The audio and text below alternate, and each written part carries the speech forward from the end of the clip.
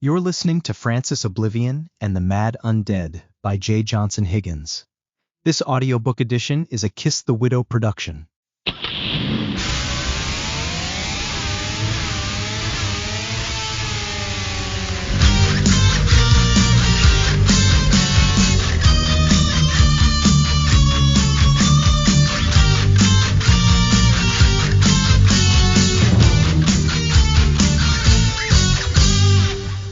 Chapter 19. The Unforgettable Eastern Island. Journal of Adrian Eckenrode, October 19th. I had a different image in mind when I thought of the word storage unit than what I'd happened to find. I'd imagined several small units on a concrete or gravel lot, as well as a building with a front desk and lobby area. I imagined units that residents rented while they were moving. Get this image out of your mind because it was not what I'd found. It was not residential at all. It was industrial and generally much larger and grittier than I'd expected. It smelled of rust and sediment. It was a garage owned by the government. There was a wall with a gate at the front of it housing road maintenance equipment, yellow trucks and plows mostly with state markings. A sign posted on the gate was vandalized with spray paint to read, "No trespassing. Violators will be cut." The last word with letters stricken out originally said, "Prosecuted." The gate was ajar, and the lock was broken. I stepped through the damaged fence and didn't need to move it. As I walked along, I began to wonder about the location. There was no sign of Becca. Was this the right place? The more I examined the area, the more I connected the dots, though. Becca had given me a key that had the marking Unit 17. I'd counted, because not all were numbered, and found Unit 17. The key worked. So what is special about Unit 17? Well, in size and dimension it was just like the others, but it was without any heavy machinery inside. With further inspection, I could see that it had been visited recently and commandeered for non-governmental purposes. There was a chair to the right and a metal desk or table with paper and books. The dust was disturbed as if there had been other objects there lately. To the left there were several tools like bolt cutters, a welding torch, explosives, lug nut wrenches of different sizes and styles, chargers, rags, and so forth. As I looked around, I was certain that something there would be useful to us later. There was also graffiti everywhere in the unit, but as I looked at the door I smiled. I saw protection symbols spray-painted in white lettering all around the door. I was beginning to recognize them instantly, thanks to being around Becca so much. These protection symbols were the most recent markings as they covered the others indiscriminately. The spray can that was used was to my right. I ventured back outside and noticed that there was a circle drawn with the same paint around this unit. I'd missed it as a meaningful detail on the way in. I could see in my mind Becca crouching there and creating a magic barrier, enchanting the aerosol with her words, or maybe humming some mystical song as she did. "You think of everything," I whispered to myself. Becca had been there before, but still no sign of her yet. I was beginning to get concerned. I'd assumed she would beat me to the location since I was on foot and was unfamiliar with it. For a short while I waited. But eventually I opened the bag that Becca had given me and pulled out the empty black and white journal that she'd set aside for me. This would be the first time I decided to write in the journal, this journal. My first entry. I started by scrawling the words. I'm on a godforsaken wasteland of an island, as you've probably noticed by the date and my way of describing things. I've passed this point and am only catching you up in my journey after periods of reflection and out of convenience. Thinking back on what Becca told me about life and moments, I'd realized that Unit 17 was special to me. It was where I had several memorable moments. It was where I started this journal, yes, but it was also where I knew for sure that I'd fallen in love with Rebecca Azza without a doubt. Yes, I was attracted to her when I first met her, but now it was deeper. Maybe it was hearing her say the words not long ago that validated what I was already feeling. Just being deprived of her for my time in this garage was agonizing, and I eagerly awaited her return. I wanted so badly to see her again and to hear her voice. Then I began to wonder what I should do if Becca is substantially delayed. I didn't think she would want me to stay in one place for too long with Francis searching for us. Then again, she was very strict and clear about safe havens. She would kill me if she learned I'd left the storage unit prematurely, knowing it was yet another of her protected circles. I decided to stay put. In time, I heard the gate out front moving, then the light sound of a motorcycle and gravel from the treads. But I was not instantly delighted as you might imagine I would be from anticipating Becca's arrival. Hearing the sound gave me thoughts I didn't expect, such as, what if Becca did not retrieve her motorcycle? What if Francis still had it and I was trapped in this storage unit surrounded by his flesh eaters? Cautiously, I stood and faced the door. I grabbed one of the wrenches from the wall, just in case.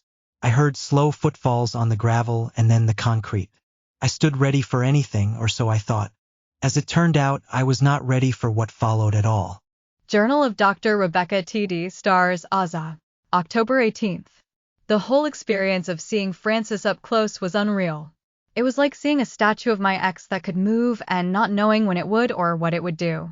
It was absolutely terrifying, yet so fascinating. As for the others, the mad undead, it frightened me to see how hungry they really were up close like that, clawing out towards me. They were skeletal creatures like mummies, but ghostly as if shifting between worlds. They were absolute maniacs. Unfortunately, I couldn't strike Francis with his own sword at that moment of opportunity, like I wanted, but I was still alive, and that had to count for something after the morning we had. I must have been still running on adrenaline when I arrived at the storage shed because my entire body was still shaking like I was cold. Sure, it was chilly outside, and I was on a motorcycle, but it was not that chilly. I had my insulated vest liner in my jacket now. I was good. When Francis and his group fled from Adrian's spell, I'd done the best thing I could do. I'd quickly taken my motorcycle and went my own way, but that did not work out exactly as I'd planned either. The piece of the sun went out and the monsters resurfaced afterward. To be certain that they did not follow me to the shed, I needed to hide and kill the engine to my bike for a short while, much longer than I'd intended, and let them pass me while resting under a protective circle. I made myself and the bike invisible to them when they were near, just in case. I saw them scout the area, but I managed to lay low and avoid detection. They did not find me and passed without incident. Even so, just turning the engine back on was a major risk, but I'd finally found a safe moment to do so. I absolutely used the all-electric capability then, to minimize noise. I couldn't be certain that they didn't see or hear me, but I raced away as fast as I possibly could and made it to the shed. I'd never been as scared in my life as I was this morning, but it worked. The plan worked. Well, sort of. At least, my broad theory for the plan was correct. It was possible to get that close to Francis without it being suicide. That was proven. I'd have to try it again, and I'd have to modify my method of getting even closer to Francis, though. It was a silly realization. That is, the paradox being that I could not get close enough to attack Francis or take his sword while behind a durable circle of protection. He'd feel me make my move before I'd ever get close enough, and it would even repel him. The force would work similarly to two magnets of the same pole, pushing one another away. I felt it myself this morning, and that is the closest analogy I can make. I felt so stupid as soon as I realized it. Why didn't I consider that? My protection would need to come down next time, and thus expose me to the major risk of being harmed myself. I should have known better. Most importantly, I have to be sure that his mad undead are not with him when I try this again.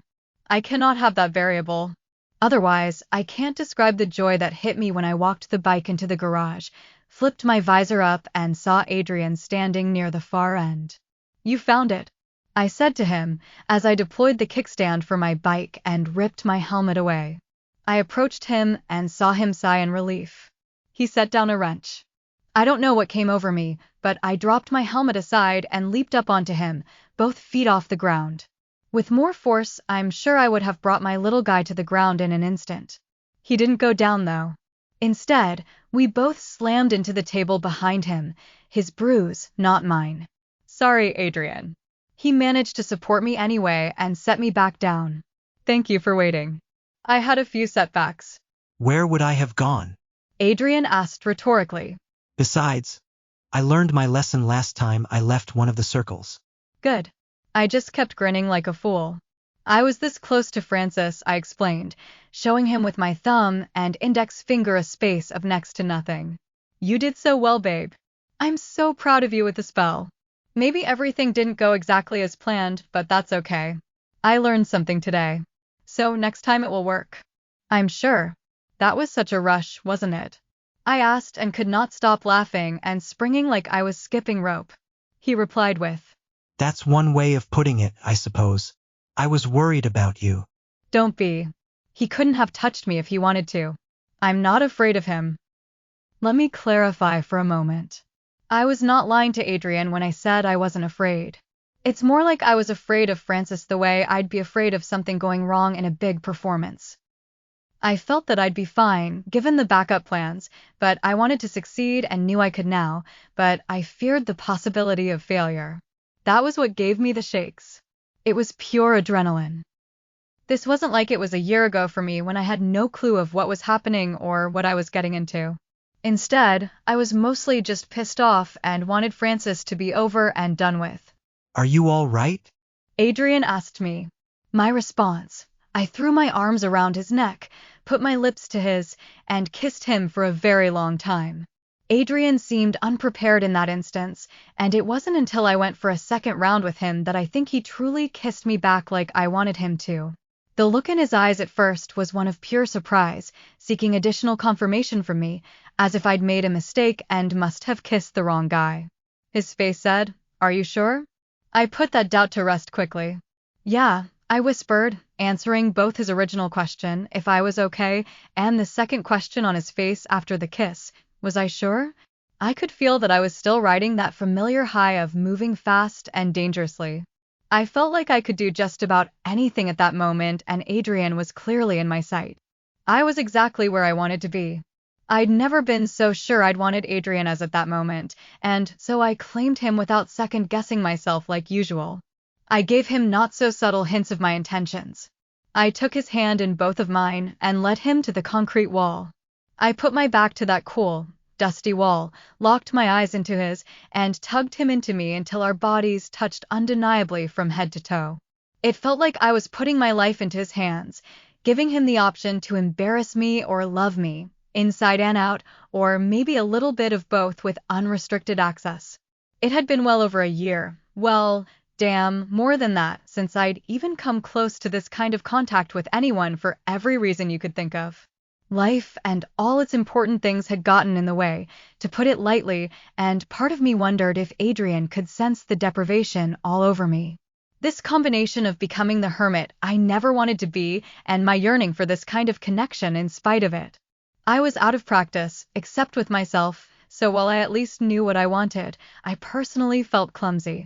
Was it enough to know what I wanted, though? Was the uncertainty visible? Were my actions laced with it? Did I look as pathetic on the surface as I was thinking I did? Put simply, was I being dorky Rebecca and approaching Adrian a little too aggressively, again? Was I about to mess up our relationship? I did not know, but there we were, dabbling with my fantasies within my circle of protection. He had an erection. I could feel it. At least I had that working for me. Then I let the high rush back over me.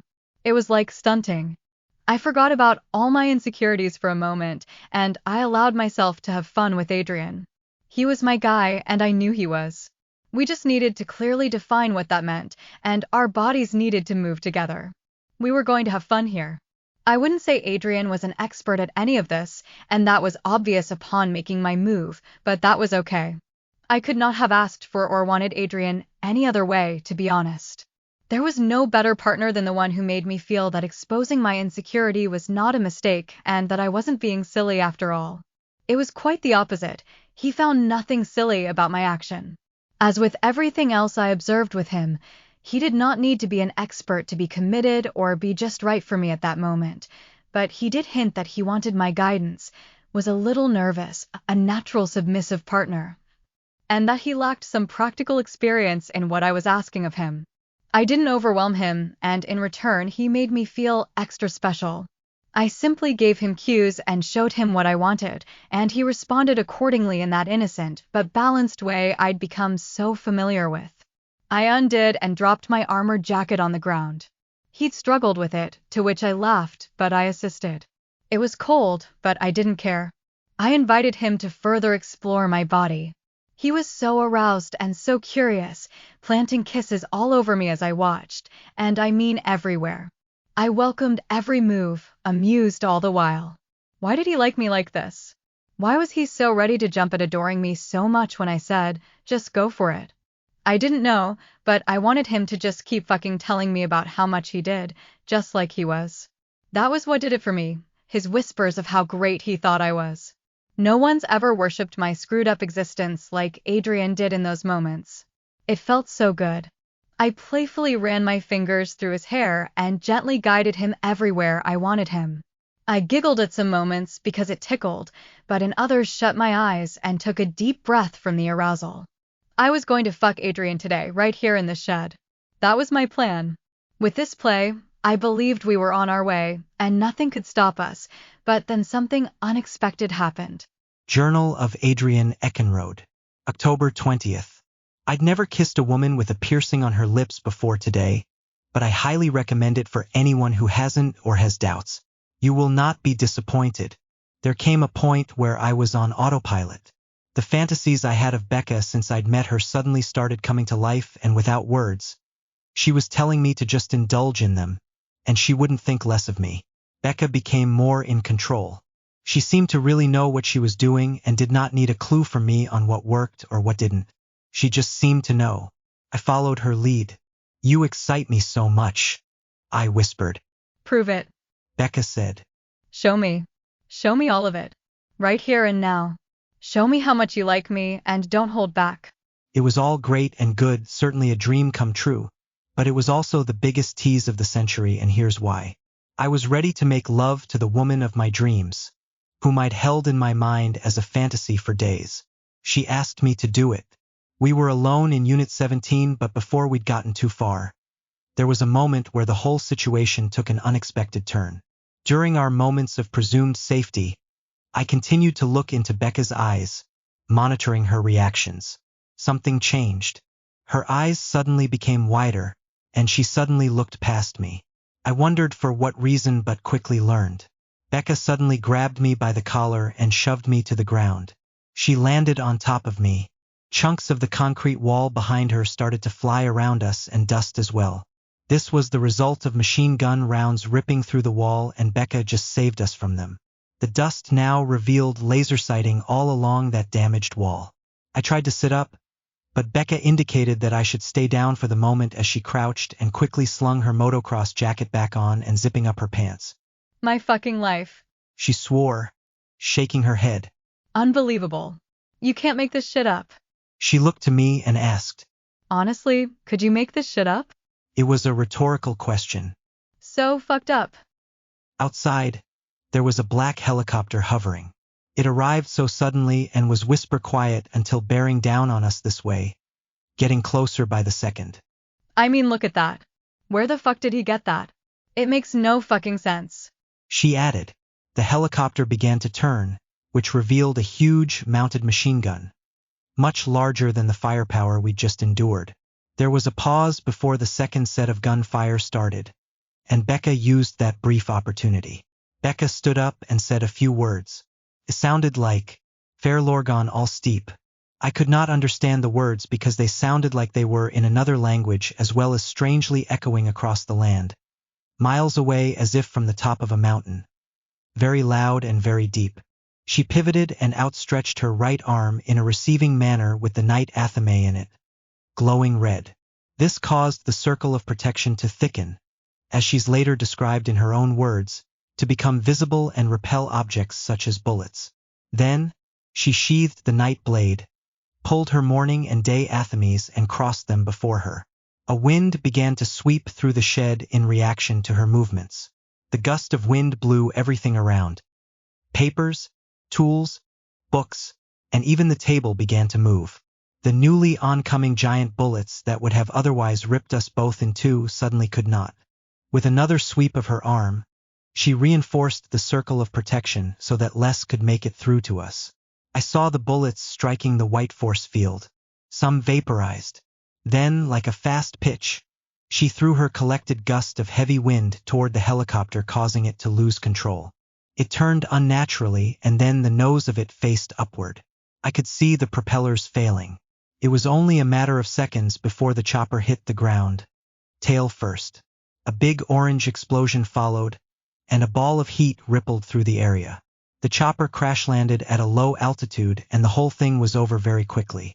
Like witnessing an auto accident, things simply came to a crumpled stop. It was loud and we felt the ground shake. By and large, the greatest amazement came from witnessing that the woman standing over me in a protective manner brought down a huge military-grade weapon in seconds with just her words, the movement of her hands, and her mind. There was hardly any time to celebrate, though. I saw our main aggressor leap from the flaming wreckage along with 4 others who rolled to a low position. Okay, now get up. Time to go. She urged. Zip your pants up and come on, babe. I saw her mind racing as she gazed out the door and quickly tightened on her gloves. I saw the group of the shadows approaching with weapons in hand, Francis leading them in a forceful stride, with bright orange eyes. Others emerged from beyond the chaos. Go where exactly? He's blocking the door. This way. Becca hopped onto her motorcycle, revved the motor and spun its rear wheel. It is important to know that she faced it directly toward our aggressors. Despite this, I followed her instructions, got on and held on tight to her. This is going to be newer for you. Becca warned. This is going to feel tingly and itchy for a second, but don't freak out on me. Just grab my waist and do not let go no matter what. Do you understand? What an odd request. But I confirmed with a tap that I would blindly follow her instructions, not knowing precisely what she may have been referring to. Here we go. Becca spun her rear wheel again, but this time she turned us toward the wall. A surprise move. She quickly accelerated and I swear we passed directly through the wall. On the other side, however, was not the remainder of the lot but a partially wooded area. Bumpy but a clear path. As she mentioned, it was such an odd sensation. Ice cold for about 20 seconds and suddenly itchy like fire ants were all through my legs, torso, back and my hair. I wanted to scratch so badly but did not at Becca's instruction. She continued at high speeds down this path for just a few seconds and finally stopped where this path met an open road. She looked back. I just put about 2 miles between us. Becca said. That's the most that I can do. This will give us a few minutes of a head start. But how? What did you just do? I found an opening and I took it. A special opening that can't be seen. They're not hard to find if you know what to look for. So, it was like teleportation, somehow? Something like that. I like to think of them as back doors. They're called dragon ley lines. If Francis is smart, he will find it too, so we should move and do this right.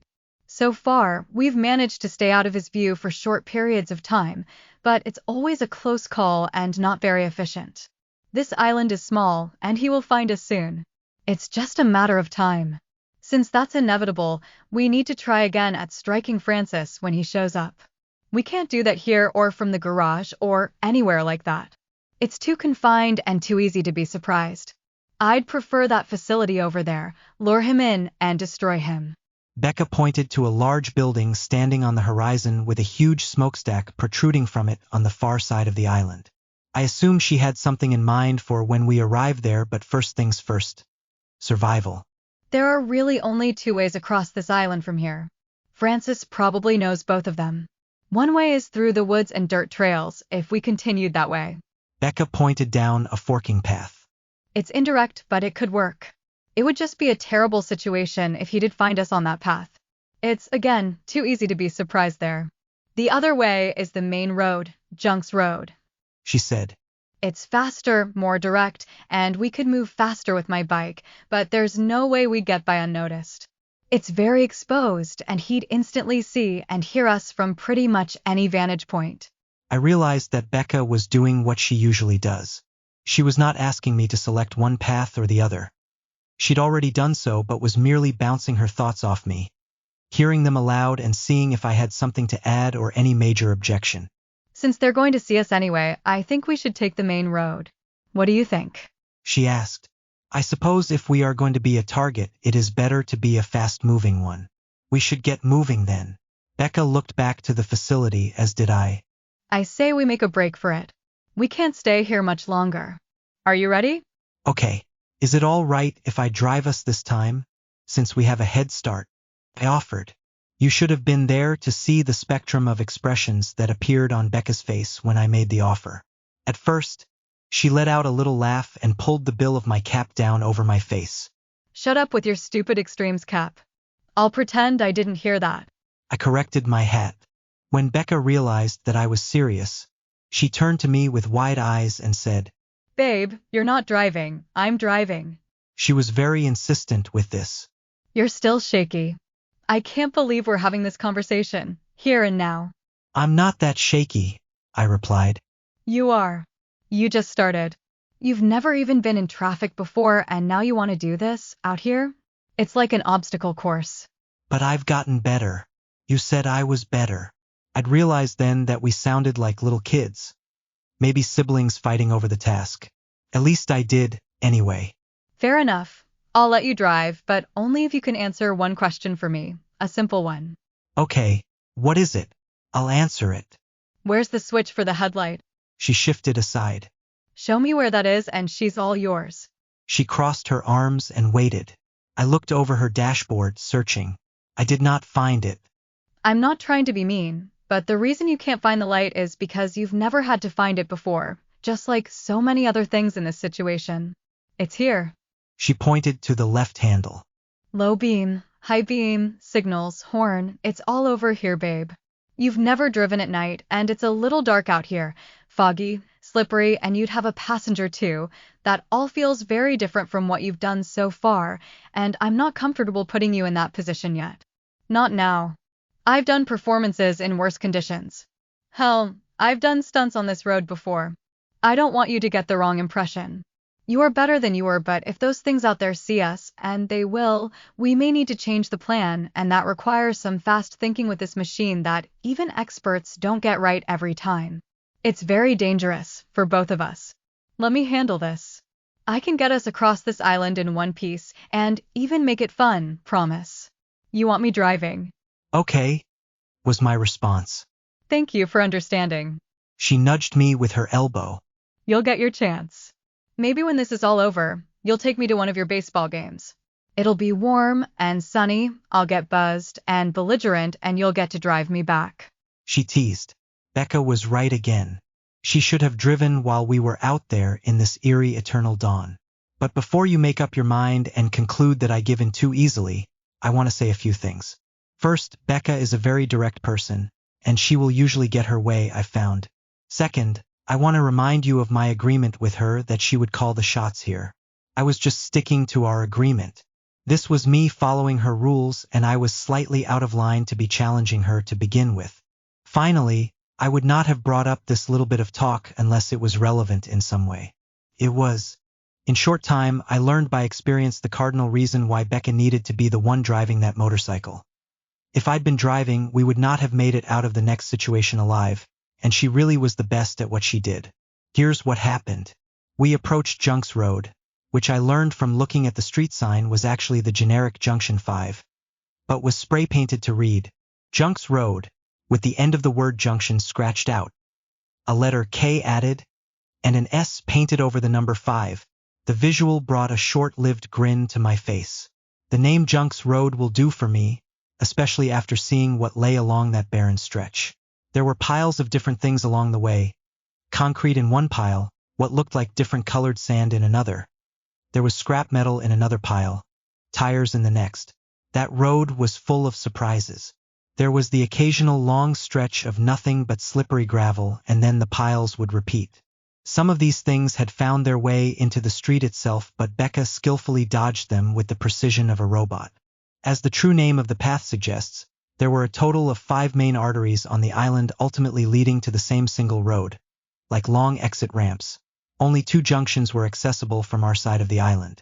One of these arteries was the main one connected to the broken bridge on the western shore, and not an option. Just when I thought I'd seen it all, it got worse as we went further, and I wasn't just talking about the smell of an unkempt waste island. A large bulldozer, driven by one of the ghouls, quickly pulled into our path, and Becca dodged it. She began to speed up. We saw fire up ahead too, lighting up the horizon. It was a sea of fire on the road. I need to get behind you, Becca said. Get behind me? What could she mean by that? I didn't want to be the one in front to take whatever blow was coming our way, but I realized that that was not her intention. She was actually safeguarding me. Climb under me, Adrian. Grab the bike. Here. She tapped it right around the gas tank. I followed this instruction. She began to stand up using the side of the scrape bar and a peg. I shifted under her legs toward the front as she stepped back. We effectively switched places, but she remained the navigator, now crouched on the back of the bike, and I was ducking low but her gloved hands still on the throttle. I want you to hug the bike. Stay just like that. She instructed. I did that. Don't move. She added. We started going even faster, but just when I thought we were going fast enough, I saw her flick her wrist and we picked up additional speed. The nose of the bike began to lift at her command like a jet preparing to take off. I'm sure that if she had wings, we'd have taken flight just then. She gradually stood taller on the rear pillion as she did this. I was now sandwiched between her and the bike as it stood at a 45-degree angle. I wish I could give you a clearer and more accurate detail of what exactly was up ahead of us, but the bike was blocking my view from such a steep angle, and it only got steeper. When I attempted to peek around the side, I instantly felt Becca's right sneaker scoop me right back to the center of the bike, and she pinned me to the machine with her knee. No! Keep your head down and don't move! She shouted. She made sure that I could not do it again as she now pressed me harder to the bike for the duration of the ride. Did it hurt? Yeah, I suppose it did, feeling her knee pad in my spine, but she was only doing it to protect me. I could feel the heat rise around us as we passed through the fire and weaved. I heard all kinds of objects pelting the front of the bike. Becca continued to maneuver around random objects, then let the front wheel land on the road again. Once it did, Becca threw her hand into the air. It looked like she'd thrown a ball of light into the air that exploded, like fireworks. Sparkles followed, blue and white sparkles.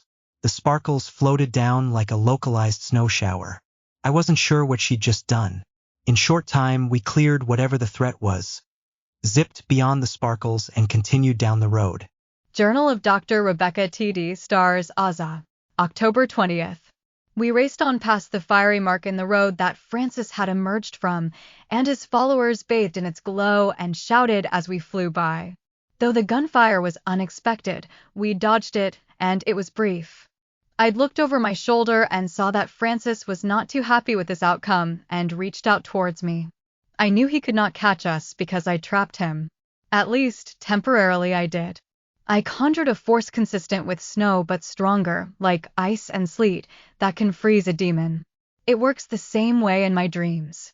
I've used the same spell there when I was under attack, but fully aware that I was dreaming. It works just as well in waking life. He and his immediate followers would be stuck there. His other followers, wherever they were, would probably not advance without their leader. This would buy us some time. If we weren't so vulnerable at this moment and hadn't expended so much energy, it may have been a candidate moment to strike Francis. There were fundamental problems with this moment though, and chief among them was that his sword was nowhere to be found. I'd even realized I'd sustained an injury I couldn't quite inspect yet. There was a sharp pain at the side of my torso, but we couldn't stop. My instincts were telling me to just keep moving, and that was exactly what I did. We traveled as far down the road as we possibly could before reaching a less navigable landscape. Suddenly, the relatively flat road became a thing of the past, and it was replaced by bumps, more frequent heaps of debris requiring a full stop, pools of water and gravel to replace concrete roads that would have otherwise provided acceptable traction at a moderate speed. There were many more trees now and abandoned machinery with conveyor belts, also street ramps that connected to the main roads in the distance. Behind these obstacles there were darker clouds rolling in. I didn't think the sky could get any darker during the day, but I was proven wrong. The pain at my side was getting unbearable. I felt myself getting weaker and weaker. I stopped the bike in a slightly secluded spot and looked around when I felt I could go no further. I got off of the bike and Adrian followed, but I let go of the handlebars and stumbled a few steps. More of the intense pain shot through my body as I attempted to walk and had trouble breathing. What's wrong? Adrian asked. I did not speak. I simply looked down and noticed blood on my shirt beneath my armor. There was so much of it.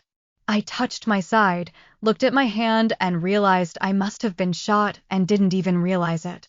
I tried to catch myself but fell to my knees. Adrian came over to me. I knew this only because I could hear him and feel him but could not see him. Then I passed out. Journal of Adrian Eckenrode. October 20th. I watched Becca let go of her motorcycle so carelessly, which was not like her at all. She loved her bike. That was when I knew something was wrong. What's wrong? I asked, and I watched Becca stagger forward a few steps and just fall to her knees. I ran to her and grabbed her. In response, she gripped my arm as tight as a vice. It looked like she was trying to say something to me, but she had no breath and no voice. It only sounded like a whisper. Then she passed out. She just let go of me and went completely limp. "Becca!" I shouted.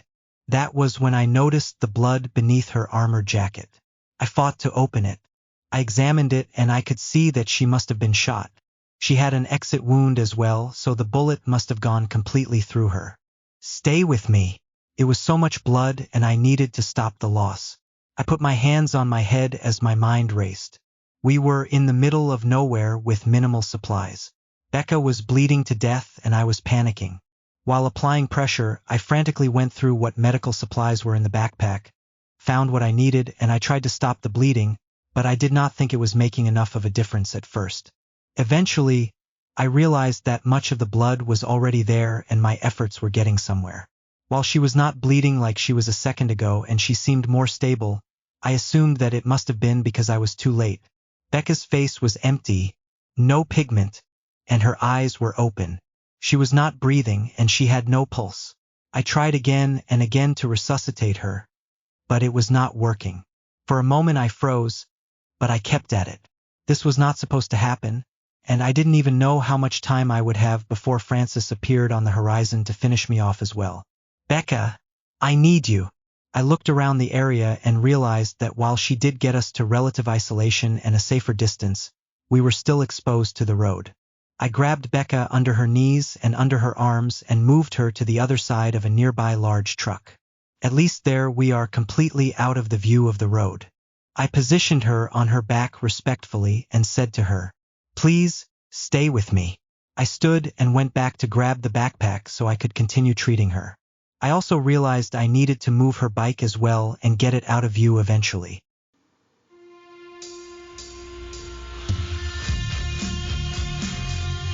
This story is 100% original and written by a human, yours truly, the author. AI was not used to write, prompt, organize, or otherwise generate this story. This audiobook edition was, however, created using licensed text-to-voice software with a lifelike casting and intonation manually adjusted and refined line by line by me, and art in and of itself. The theme music was written and produced by Kiss the Widow. If you like what you found so far, please like and follow, subscribe, and share. Also, please be sure to check out my socials.